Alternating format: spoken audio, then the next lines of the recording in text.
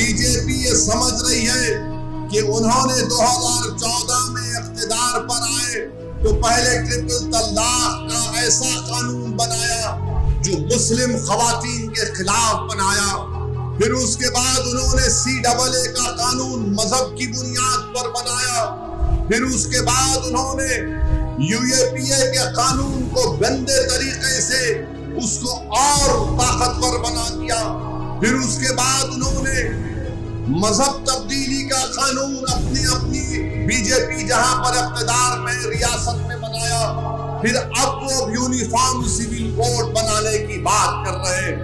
11 سال سے نریندر مودی صرف مسلمانوں کی مذہبی شناخت پر حملہ کر رہے ہیں۔ 11 سال سے نریندر مودی صرف مسلمانوں کی مسجدوں کو چھیننے کی کوشش کر رہے ہیں۔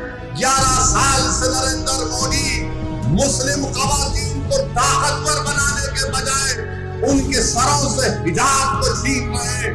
11 سال سے نریندر مودی بلڈوزروں کے ذریعے سب سے زیادہ دلت اور مسلمانوں کے گھروں کو توڑ دیا۔ اب یونیفارم سول کوڈ کے نام پر ہماری شریعت کو ہم سے چھیننا چاہتے ہیں۔ وہ شریعت جو شریعت اپلیکیشن ایکٹ 1937 ہے، جب سمویدھان بن رہا تھا تو بابا صاحب امبیڈکر نے کہا تھا کہ شریعت اپلیکیشن ایکٹ برقرار رہے گا، مگر آج نریندر مودی یہ سمجھتے ہیں کہ میں بابا صاحب امبیڈکر سے بڑا دور اندیش ہوں۔ مسٹر مودی، آپ امبیڈکر کے پیر کی دھول بھی نہیں ہے، اس بات کو یاد رکھنا۔